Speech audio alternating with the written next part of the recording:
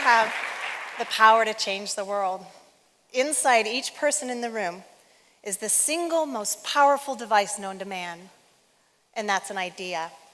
An idea can create a movement, and it can rewrite our future. My family, we collect these vintage European posters based solely on the fact that they convey a single idea. And so whenever we go to vacation in Hawaii, we go to the dealer there, and they're huge, and he puts on these white gloves, and he really carefully turns the pages and tells the story of the single idea on the page. I was flanked by my two kids, and they're on either side of me, and the guy very carefully turns the page. He's got his little white gloves on. And just as I leaned forward and said, "Oh my God, I love that poster," both my kids jumped back and said, "Oh my God, Mom, it's you." I was like, oh, I didn't know whether to be delighted or terrified that this is my kids' image of me, but I love this picture. Because here's this woman, she's the standard bearer headed out to war. It's a French poster. So she's in the front line of battle, and she's running out there holding this thing, ready to give life and limb for this glorious thing that she's willing to fight for. And that little thing she's fighting for is Suavitos baking spices. This little tiny pack of spices she's willing to risk her life for and really put it out there. So if you were to replace that little packet of Suavitos with communications, I guess this is a picture of me. I'm really passionate about presentations. I was really crazy about presentations long before it was cool to be crazy about presentations. Because I really feel like there's so many times when average ideas are adopted and run with, and brilliant ideas die solely based on how they're communicated. So I'm really passionate to get people to communicate their ideas in a really compelling way.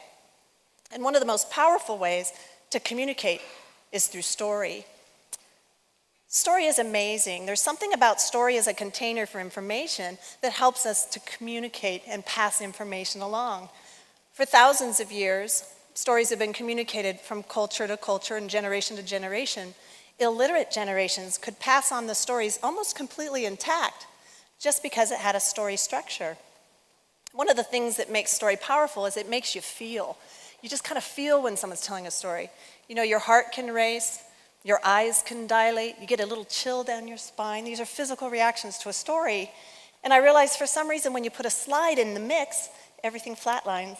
So somehow people go from storyteller, just tell me a story, and they're comfortable, and you go from presenter and you're like, la la la, you just become stupid for some reason we do. And so what I did is I spent the last 2 years of my life, studying story, because I wanted to figure out how do you incorporate stories into presentations so we get that sensation of being excited. Now, we do that here because you're at an Inc. conference, and this is all about fantastic presentations, but most of the presentations out there really suck. So I studied story just like crazy, and I want to go through some of the findings along the way and then unveil to you how it is you can incorporate story into your presentations. So the first, most obvious thing is to start with Aristotle in Poetics, where he says every story should have a 3-act structure, which is a beginning, a middle, and an end. So as seemingly simple that is, you would be shocked at how many presentations don't even have that most simple structure. So when I started to get into hero archetypes, that started to get kind of interesting. So if you look at the hero, I thought, in a relationship, when the speaker has a relationship with the audience, I thought, the speaker's the hero. I'm the one on the stage, all the lights are on me, I'm doing all the talking, so clearly in the archetype situation, I thought I'm the hero. But the more I started to study it, I realized really quickly, you know what? You're the hero, the audience is the hero, not me. When you're trying to persuade someone, if I put an idea out there and I want all of you to latch onto it, if no one latches onto it, my idea dies.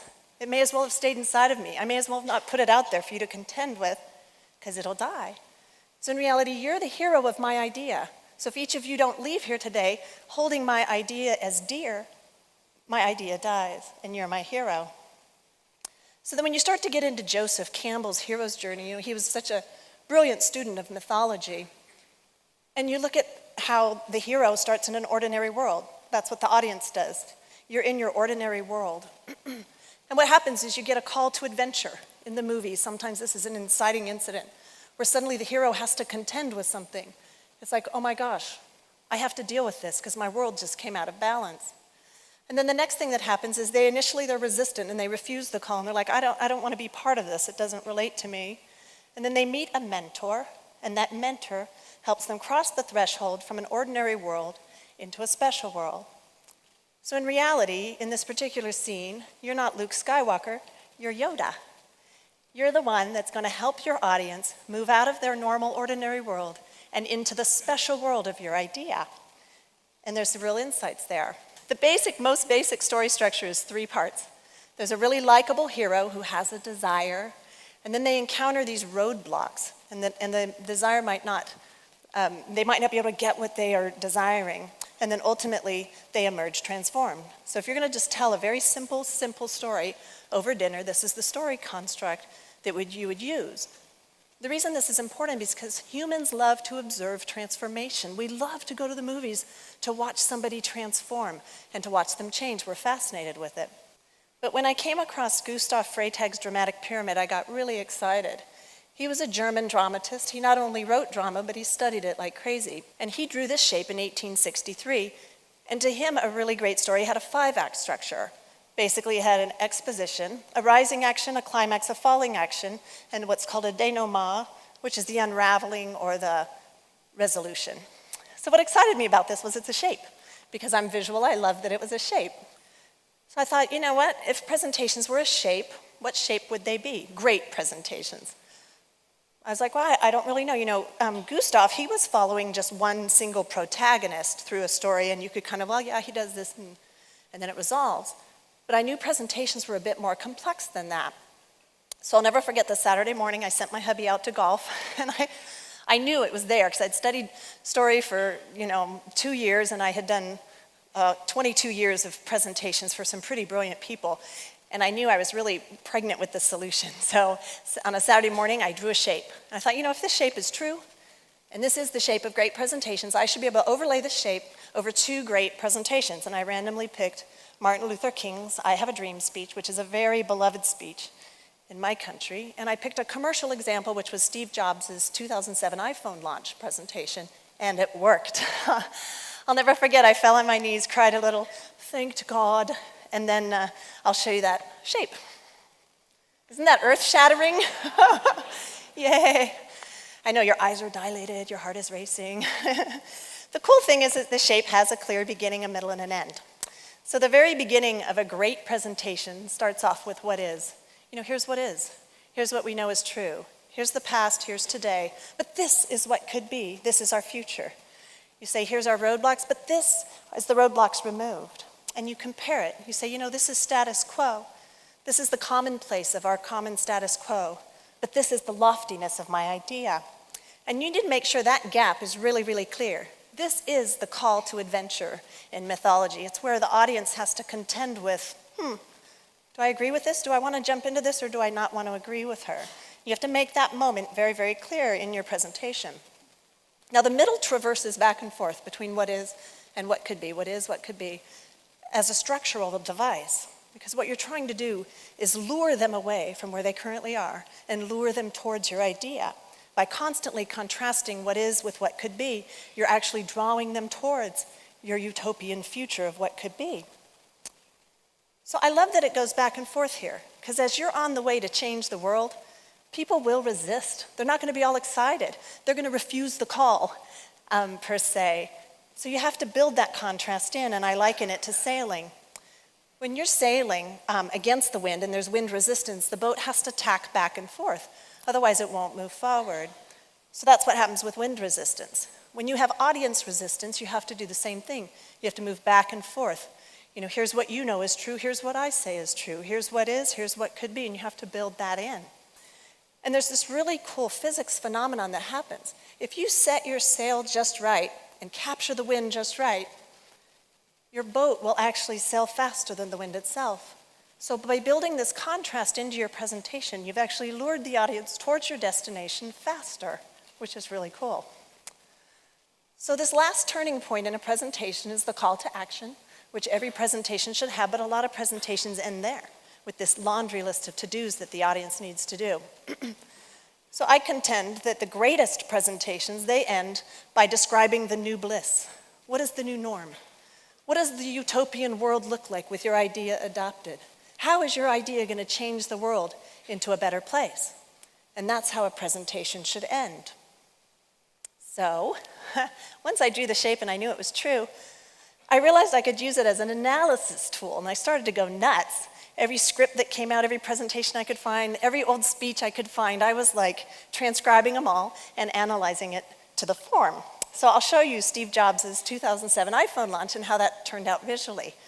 Now this is a guy who changed the world. He changed personal computing, he completely, utterly changed the music industry, and he's well on his way to changing the mobile device world. So he's pretty world-changing. And this is his 90-minute 2007 iPhone launch. Perfectly follows the form. Starts with what is, moves back and forth between what is and what could be, and he ends describing the new bliss. There's another little piece of data that's fascinating about Mr. Jobs.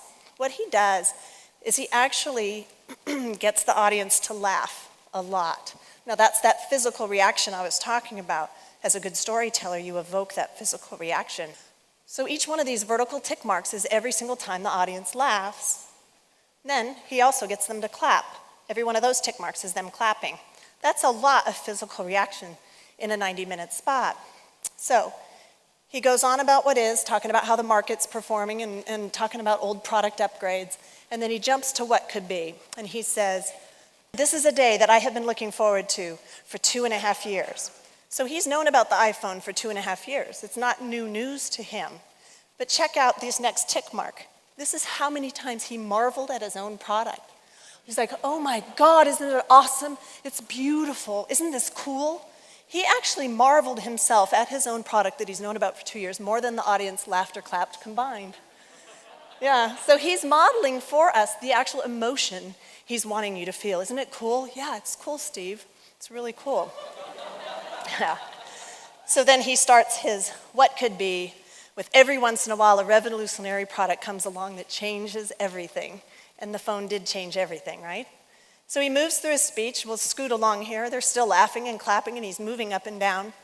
After he revealed his product, every time he dipped down, he was covering how sucky the competitors are. Here's our product. Here's the sucky competitors. And then at the end, he makes a promise to his fans that Apple will continue to make revolutionary new products. That's the new bliss. Don't we all want them to keep making revolutionary new products? So he ends his presentation with the new bliss, which is that there is an old Wayne Gretzky quote that I love.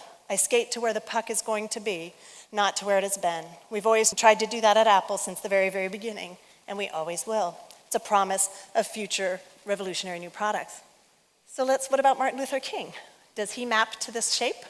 Yes. He did a 16-minute presentation at the mall in Washington, D.C., and it mapped perfectly to the form. Now, we call it the I Have a Dream speech, even though Martin Luther King had a different name for it, because of this section right here. You can see the frequency, if they were sine waves, it gets tighter and tighter right there. And that's where he was actually moving along at the phrase level. I have a dream that one day, I have a dream that one day. He was moving back and forth and actually breaking phrases between what is and what could be. Well, that was fascinating to me. So I thought, are there any other presentations that are famous that are here in India?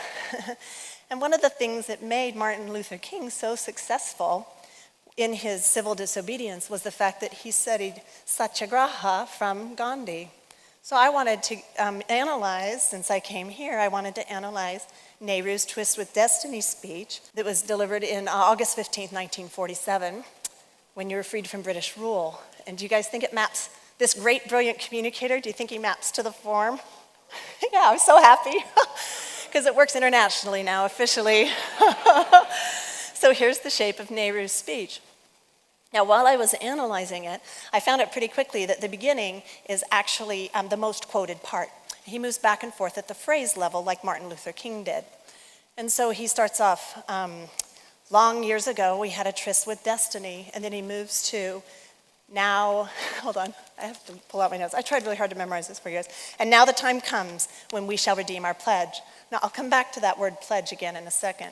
But he moves from when we shall move out from the old into the new. And then he says, and when an age ends, and when the soul of a nation long suppressed finds utterance. Now, interestingly, the very beginning, most quoted part of this speech is a presentation form in itself. So that's why it feels a little bit complete there. But what he does, the next part that's brilliant, is he moves into phrases. What is India's long quest. He covers the long quest of your history. That there's an opportunity for great triumph. That's the contrast. What is, what could be. And then he moves to acknowledging all the pain and sorrow, and then there's going to be an end to this suffering with what could be. That the country was fragmented, but look, now it's joined. And then he goes into the past that's clinging to us, but now hope rises. And then it's a difficult problem to solve, but we're going to face it with a spirit of discipline. And that Gandhi held the torch, and now we are going to carry the torch, and it will not blow out. Interesting, the last what is, he covered the suffering, all of the suffering, the people who died, and also the brothers and sisters that were outside of the borders. It's good that he ended there because it's the most dramatic part of the speech. Now, interestingly, he'd actually mentioned several times through the speech that we're going to make a pledge, or that we've broken our pledges, and that we need to redeem our pledge that we've told. So at the end, his call to action and his final new bliss, he actually does a couple things. He starts with a rhetorical question, which is the future beckons us, whither do we go, and what shall be our endeavor? And then he actually says the call to action, which is say this pledge with me. We're going to bring freedom, we're going to fight, we're going to build, we're going to create, so that we can bring the fullness of life for every man and woman. Those are powerful, aggressive verbs that are in that pledge. And then he reminds us that, you know what, the reality is it's going to be hard work for freedom and democracy. There's not going to be any resting for any of us, and that we're going to live up to this new high standard, this new bliss. And then he ends it with a very, like a salutation. And he says, and to India, our much-loved motherland, the ancient, the eternal, the ever-new, we pay our reverent homage, and we bind ourselves afresh to her service. Jai Hind. Thank you.